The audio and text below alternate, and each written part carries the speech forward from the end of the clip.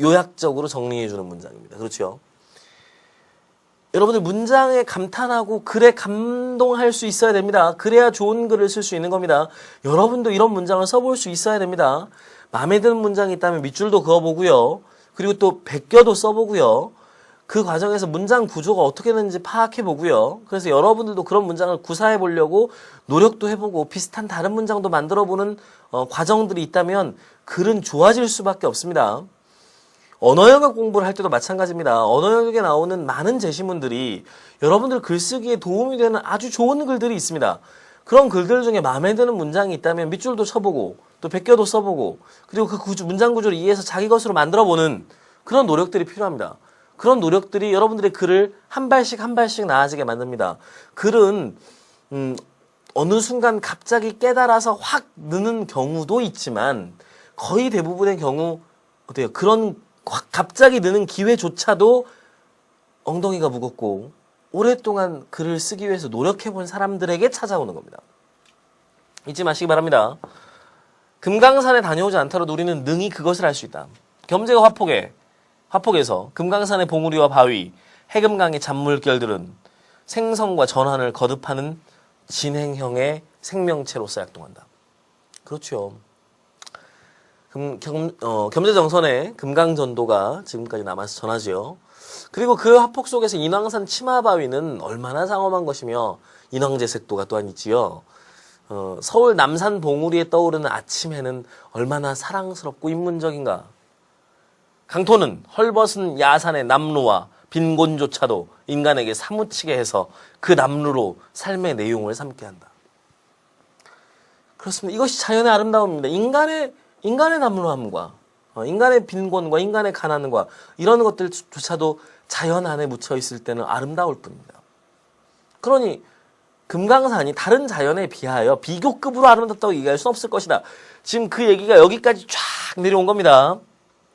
그러므로 금강산을 향한 동경의 가장 절박한 대목은 아름다움이라기보다는 그리움이라고 말해야 옳다. 그렇습니다. 앞단락에서 이야기했던 자연의 아름다움을 비교급으로 이야기할 수는 없다라고 한 앞단락의 주제문이 두 번째 단락으로 서서히 이어지면서 두 번째 단락의 주제문을 놨습니다. 그렇죠? 금강산을 향한 동경의 가장 절박한 대목은 아름다움이라기보다는 그리움이라고 말해야 옳다. 이게 핵심입니다. 비교급으로 어느 것이 더 아름답다가 아니라는 겁니다. 그렇죠? 우리는 노래를 부르지 않고서는 살 수 없는 복받은 신명의 민족이다. 금강산에 간다면 마땅히 그리고 기어코 노래를 불러야 한다. 요람산 내부는 물론이고 금강산을 일주하게 될 관광버스 안에도 이미 노래반주 기계를 설치했다고 한다. 그렇습니다. 그러니 그 노래에는 뭐가 담겨 있겠습니까? 그리움이 담겨 있겠지요. 북녘땅이 보고 싶어서 그곳에 갔던 사람들, 그들이 금강산을 그리워했던 마음들이 어찌 담기지 않았겠습니까? 여러분들 머릿속에 떠오르는 노래가 있지요? 그렇습니다. 이 글의 제목인 금강산의 봄입니다. 그리운 금강산이지요. 북한 당국은 이 기계에 취입된 노래를 검색해서 그리운 금강산 등 70여 곡을 금지곡으로 선정했다고 한다. 그 노래들은 대부분 지금 이 사람이 다루고 있는 이 글이 다루고 있는 핵심은 뭔가요? 그래서 핵심 사건은 이겁니다. 김훈 선생은 이 글을 신문에서 본 겁니다. 그렇죠? 노래를 금지했대 라고 하는 글을 본 겁니다. 참 걔네는 별거 다 한다고 그냥 지나갈 수도 있는 일입니다. 그런데 거기에서 생각합니다. 왜 노래는 금지되었을까? 이것은 옳은 일인가?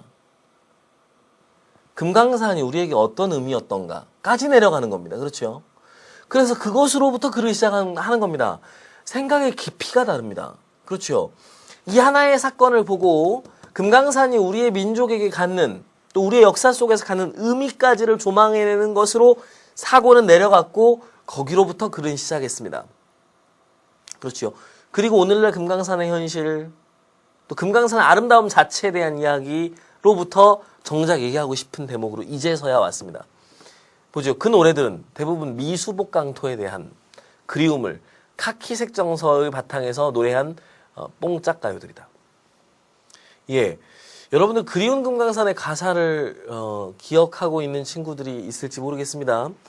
누구의 주제론가 맑고 고운 산으로 시작하는 이 가사의 카키색 정서라는 건 뭘까요? 그렇죠. 이게 그 군복의 색깔을 얘기하는 것이죠. 그러니까 우리가 전쟁의 이미지, 전쟁 속에서 잃어버린 금강산, 그래서 그리운 금강산이라는 생각을 가지고 있는 겁니다. 그렇죠. 금강산과 북녘 산하를 향한 그리움의 정서는 최초로 정치적 시련에 부딪히게 되었다. 한국전쟁은 불멸의 고전이라고나 해야 할 뽕짝의 걸작들을 대량으로 생산해냈다. 그 고난과 폐허의 시대를 통과하면서 노래는 식량이나 군수품처럼 필수 불가결한 것이었다. 뭐 여러 가지가 있을 겁니다. 뭐 이것 이외에도 뭐 금지된 곡들 중에는 뭐 굿세어라 금수나와 같이 흥남부두에서의 철수를 얘기하고 있는 노래도 있었을 것이고, 그리고 많은 그 트로트 가요들에서 우리가 확인할 수 있는 전쟁의 상흔과 그 과정에서 인간의 이별들을 담은 이야기들. 그래서 인간을 그리워하고 그곳을 수복해야 한다는 어떤 정서들을 담고 있는 이야기들이 여기엔 들어있었을 겁니다. 그 노래들 70여 곡이 모두 금지된 겁니다. 그렇죠. 뭐 관광하러 가서 노래 좀 안 부를 수도 있는 일이긴 한데요.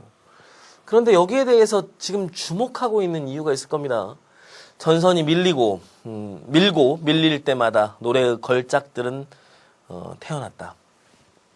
50년 9월 낙동관 전선에서 총반격을 시작한 국군과 유엔군은 파죽지세로 북상했다. 전우야 잘 자라는 군가풍의 가요는 그 반격 작전의 노래다. 전우의 시체를 넘고 넘어로 시작되는 그 대단한 노래는 육군 일개사단을 능가하는 전투 기여도를 발휘했다는 평가를 받으면서 후방의 민간인들을 정서적으로 결속시키는 데 지대한 공헌을 했다. 굿세어라 금수나는 흥남 철수와 부산 피란의 노래이며 임계신 전선과 아내의 노래는 전선에 나간 남편에게 보내는 아내의 독전가다. 휴전이 성립된 이후에는 비 내리는 판문점과 38선의 봄이 군사대치 시대의 비애와 북진의 꿈을 노래한 걸작가요였다. 여러분들 이승만 대통령 당시 우리나라의 통일정책은 북진통일이었죠. 그 얘기를 하고 있는 겁니다.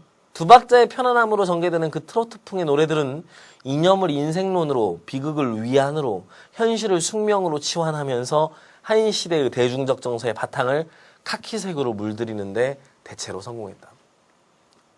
그렇습니다. 그 노래들 안에 그 역사를 살아갔던 인간의 마음이 사실 들어있는 겁니다. 그렇죠? 그러므로 이 노래 70곡 정도 금지된 것을 가벼이 여기지 않고 거기에 의미를 찾고 있습니다. 그렇죠? 그 의미가 무엇인가? 왜 그들은 금지시켰고 왜 이것은 금지되어야 하는가? 그리고 이것은 과연 옳은 일인가? 자, 문제가 심화되고 있습니다. 가보죠.